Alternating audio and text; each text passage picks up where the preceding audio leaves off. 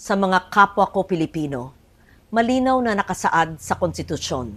Walang sinumang senador ang maaaring lehitimong tumayo bilang Pangulo ng Senado batay lamang sa 12 boto. Ito ay pinagtibay sa ilalim ng 1987 Constitution. Sa Article 6, Section 16, Subsection 1 ng 1987 Constitution. The Senate shall elect its president by a majority vote of all its members. Ang ibig pong sabihin, makakapaghalal lamang ng isang Senate President kung makakuha siya ng mayoryang boto ng lahat ng miyembro ng Senado. Ayon po sa konstitusyon, 24 ang kabuuang bilang ng mga halal na senador. Kaya naman, 13 po ang kinakailangan para magkaroon ng mayorya. Nakalagay din sa alituntunin ng Senado, sa Rule 2, Section 2, na the officers of the Senate shall be elected by the majority vote of all its members. Ang mga opisyal po ng Senado ay ang Senate President, Senate President pro tempore, Senate Secretary, at Sergeant at Arms. Hango at nakabase po sa ating konstitusyon ang mga alituntunin ng Senado, kung kaya't tulad sa Senate President, boto rin ng mayorya ng lahat ng miyembro ng Senado ang kinakailangan upang magtalaga ng Senate President pro tempore, Senate Secretary, at Sergeant at Arms. Malinaw, 13 boto ang kailangan. Sabi din po sa Rule 15, Section 44 ng alituntunin ng Senado na except during the election of officers, a majority of the senators shall constitute a quorum. Simple lang po ang kahulugan nito. Iba po ang bilang na kailangan para sa quorum. Iba rin po ang bilang na kailangan para po sa eleksyon.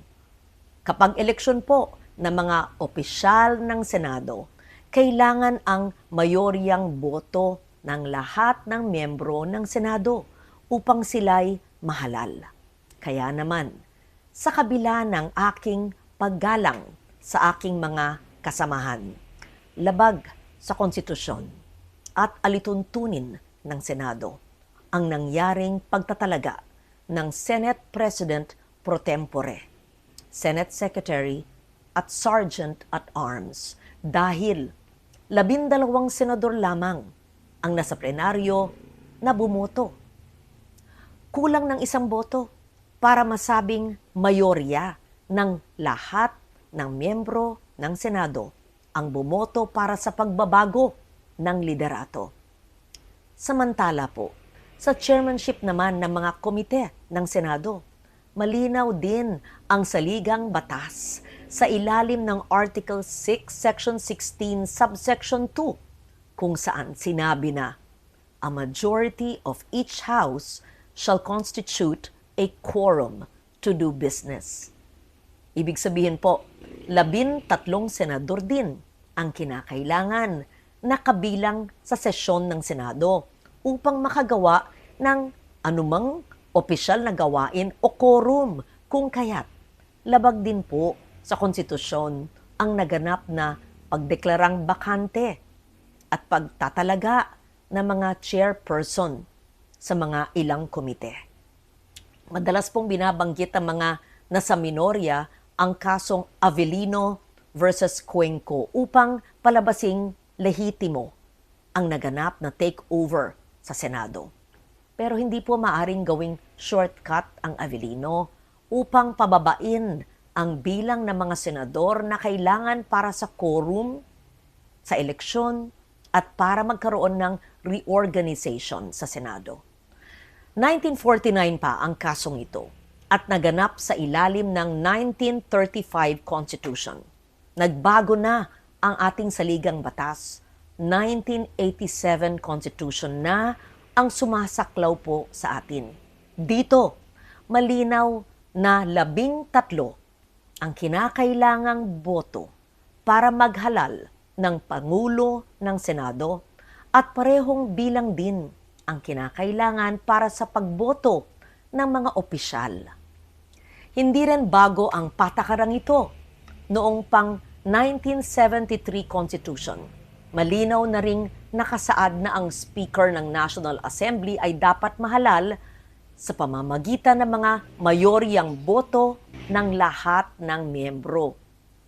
Kung tatanggapin natin na maaring basta-basta na lamang bawasan ang bilang ng mga senador na kinakailangan para sa eleksyon ng mga opisyal at pinuno ng mga komite, malaki ang magiging epekto nito sa operasyon ng mataas na kapulungan. So tuwing may mga senador na nagkakasakit, nasa abroad, pansamantalang wala sa session, na aresto, na detina, at iba pang kadahilanan, maaring gamitin ang dahilan na ito para palaging mag-reorganize ng Senado. Pag nangyari po yun, hindi na representasyon ng taong bayan. Interes at issue ng panahon ang magtatakda kung sino ang nasa mayorya at mga opisyal ng Senado. Ang magiging labanan na lang ay kung sino ang makakapagbawas ng pisikal na presensya ng kabilang panig sa bulwagan. Dapat manatiling representasyon, interes ng nakararami, performance ng bawat isa, at issue ng panahon ang batayan kung sino ang magiging mayorya at pinuno ng Senado. Ang konstitusyon, ang gabay ng ating demokrasya. Ito ang dapat nating ipaglaban para sa Senado, para sa ating mga institusyon, at higit sa lahat, para sa bawat Pilipino. Si Loren Legarda po, ang inyong Senate President pro tempore. Maraming salamat.